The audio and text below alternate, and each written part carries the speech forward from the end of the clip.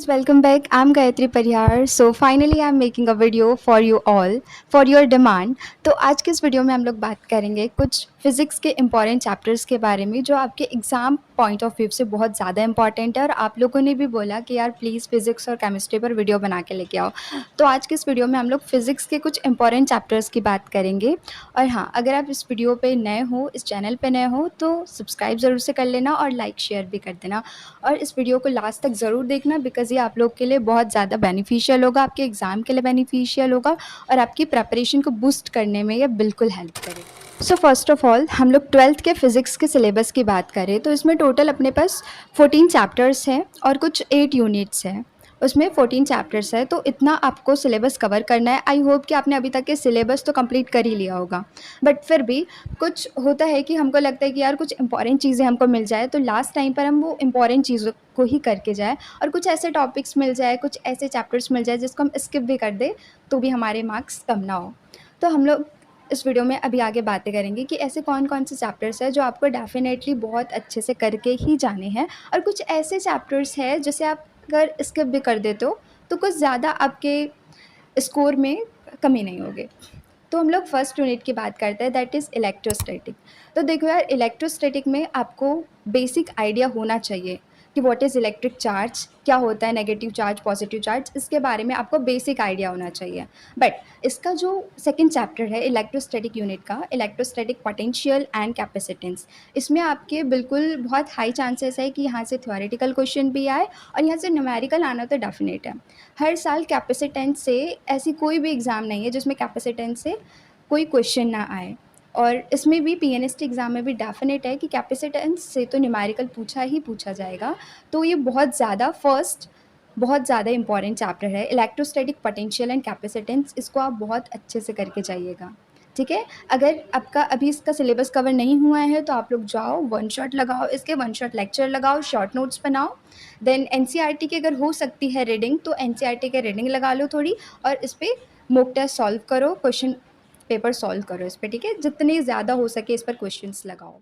Now here we are, अपने पास आता है second unit that is current electricity. तो यार करंट इलेक्ट्रिसिटी ना स्टार्टिंग से ही मोस्ट इम्पॉर्टेंट चैप्टर बना हुआ है। आपने 12th में भी पढ़ा होगा तो देखा होगा कि करंट इलेक्ट्रोस्टैटिक से आपके बोर्ड में भी क्वेश्चन आता ही आता है। आप कोई कॉम्पिटिटिव एग्ज़ाम दे दो आता ही आता है और आपके टीचर्स भी आपको उस टाइम कहते रहे होगे कि यार कुछ करो ना करो लेकिन करंट इलेक्ट्रिसिटी यूनिट को बहुत अच्छे से करके जाना। तो मैं भी ये कह रही हूँ कि जो करंट इलेक्ट्रिसिटी यूनिट है ना, बहुत हाई वेटेज रखती है ये आपके एग्ज़ाम में। तो आप इसको बहुत अच्छे से करके जाना और उसमें से कोई मतलब बिल्कुल इत्तू सा भी टॉपिक मत छोड़ना जो आपका करंट इलेक्ट्रिसिटी से छूट रहा हो, ठीक है। बिल्कुल स्किप मत करना, बहुत ज़्यादा इंपॉर्टेंट चैप्टर है ये। देन नेक्स्ट चैप्टर की हम बात करते हैं। नेक्स्ट यूनिट अपने पास आती है मैग्नेटिज्म वाली। तो इसमें आपको जो इसका फर्स्ट चैप्टर है मूविंग चार्जेस एंड मैग्नेटिज्म, ये आपके लिए इम्पॉर्टेंट है, आप इसको अच्छे से करके जाओ। और जो सेकंड चैप्टर है आपका मैग्नेटिज्म एंड मैटर, उसे आप अगर थोड़ा स्किप भी कर देते हो तो चलेगा, बट उसमें आपको बेसिक नॉलेज होना चाहिए, ठीक है, कि कैसे मैग्नेटिक चार्जेस जो होते हैं कैसे रिपेल होते हैं, कैसे अट्रैक्ट होते हैं, ये आपको बेसिक नॉलेज इसके बारे में होना चाहिए। बट इसका जो फर्स्ट चैप्टर है आपको वो अच्छे से करना है, वो इम्पॉर्टेंट है। नेक्स्ट यूनिट आती है electromagnetic induction and alternating current. अब देखो यार, अब मैं ऐसे कह रही हूँ, आप लोग कहोगे कि यार दीदी आप तो सबको ही इम्पॉर्टेंट बता रही हो, बट बेसिकली आपकी ना 12th फिज़िक्स एनसीईआरटी ही पूरी इम्पॉर्टेंट है। बट फिर भी मैं उसमें से देखकर आप लोग के लिए वो निकाली हूँ चैप्टर्स कि हाँ कुछ ऐसे चैप्टर्स हैं जो आप स्किप कर सकते हो। बट यहाँ के बहुत ज़्यादा ऐसे चैप्टर है जो हाई वेटेज कवर करता है और इससे क्वेश्चन आता ही आता है। तो इसमें आप लोग जो ऑल्टरनेटिंग करंट है उसका अच्छे से आपको बेसिक पता होना चाहिए और इम्पॉर्टेंट चैप्टर तो ये भी है यार। इसमें क्या है ना, इसमें आप लोग कुछ टॉपिक्स है जो आप कवर कर लेना। इलेक्ट्रोमैग्नेटिक इंडक्शन में प्राइमरी इंडक्शन, सेकेंडरी इंडक्शन, ये कैसे होता है इसके बारे में अच्छे से पढ़ के जाना, इसके फॉर्मूलेज लर्न करना और इस पर न्यूमेरिकल सॉल्व करना, बिकॉज इससे न्यूमेरिकल आने के हाई चांसेस हैं, ठीक है। मैं वीडियो के लास्ट में ये भी बताऊंगी कि कौन से ऐसे चैप्टर्स है जिससे न्यूमेरिकल आ सकते हैं और ऐसे कौन से चैप्टर्स है जिससे थ्योरेटिकल क्वेश्चन पूछे जा सकते हैं। तो आपके पास अब आता है next unit that is electromagnetic waves. तो ईएम वेव्स में आप लोग को है ना, इसको मैं नहीं कहूँगी कि ये बहुत ज़्यादा इम्पॉर्टेंट है, बट इसमें जो आपके पास जो जितनी भी तरह की वेव्स होती है वेव्स, उसकी कितनी रेंज होती है, उसकी डिस्कवरी, इसके बारे में आप लोग अच्छे से पढ़ के जाना, क्योंकि इससे बस यही क्वेश्चन आता है, टू द पॉइंट आएगा कि जो यूवी लाइट है उसकी डिस्कवरी किसने किया, कब हुई, जो भी आपका है आप लोग देख लेना, ठीक है। इसमें ज़्यादा इंपॉर्टेंट तो नहीं है, बट आपको इसमें नॉर्मल थोड़ी सी चीज़ें करके जानी है।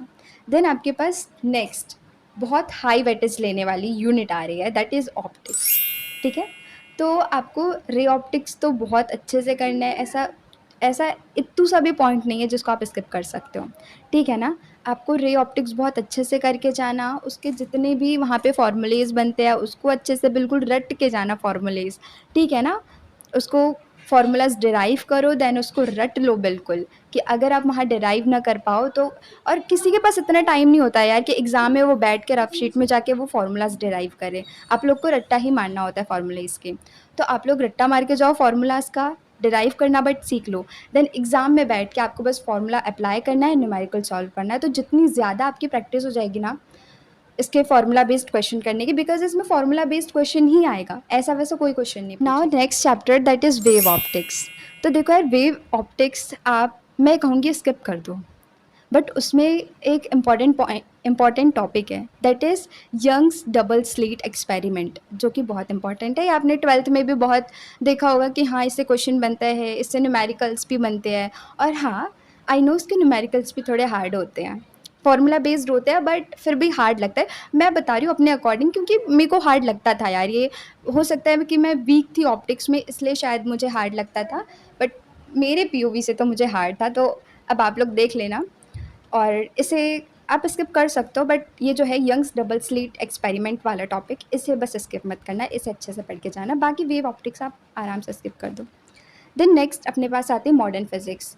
तो देखो मॉडर्न फिजिक्स तो बहुत इजी टू लर्न है, तो इसमें तो आपको पूछने की भी ज़रूरत नहीं है कि यार दीदी इसमें ये बता दो कि कौन सा इंपॉर्टेंट टॉपिक है, कौन सा इंपॉर्टेंट चैप्टर है। और इसमें तो आप लोग 11th फिजिक्स में तो पढ़ते ही हो, मॉडर्न फिजिक्स की बहुत सारी चीज़ें आप 11th में ही कवर कर लेते हो, इसमें बस आपको रिवीजन करना होता है। तो आई होप कि आपको मॉडर्न फिजिक्स में तो कोई भी दिक्कत नहीं हो रही होगी कि हाँ इसमें भी हमको बता दो कुछ मोस्ट इंपॉर्टेंट चैप्टर्स। इसमें बिल्कुल ऐसा मत करो, आपसे जितना हो सकता है मॉडर्न फिजिक्स में उतना करने की बिल्कुल कोशिश करो। और इतनी हाई वेटेज कवर नहीं करते, बट मॉडर्न फिजिक्स है ना, टू द पॉइंट क्वेश्चन आएगा, और बिल्कुल थ्योरेटिकल क्वेश्चन आते हैं, और इसके जो न्यूमेरिकल्स भी होते हैं ना वो बिल्कुल इजी होते हैं।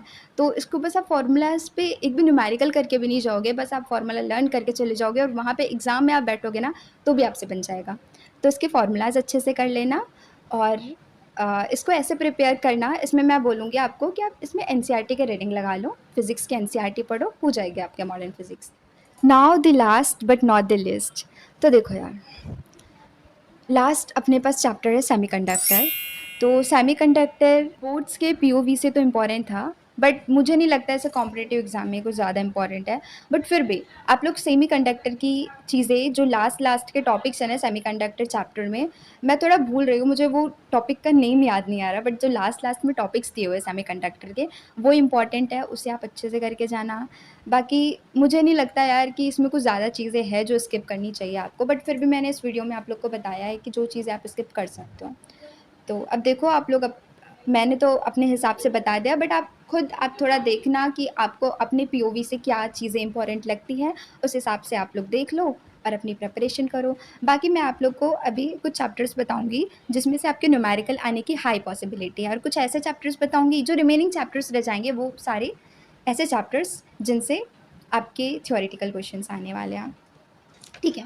तो आपका जो फर्स्ट चैप्टर है, फर्स्ट यूनिट है, दैट इज़ इलेक्ट्रोस्टैटिक। उससे आपके बिल्कुल हाई चांसेस है कि इससे आएगा ही आएगा आपका एक ना एक न्यूमेरिकल। देन करंट इलेक्ट्रिसिटी से तो आता ही है, देन ऑल्टरनेटिंग करंट से, ओके। और अपने पास आता है सेमीकंडक्टर से बनता है ऐसा छोटा मोटा न्यूमेरिकल, और अपने पास हो गया रे ऑप्टिक्स जिससे आना ही आना है न्यूमेरिकल।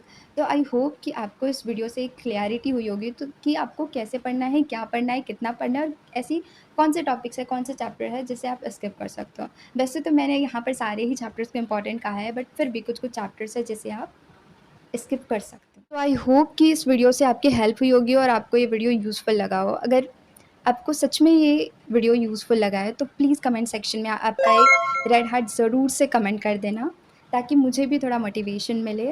और हाँ, नेक्स्ट वीडियो में हम लोग केमिस्ट्री के इम्पोर्टेंट टॉपिक्स के बारे में बातें करेंगे। तो see you in the next video. Bye bye.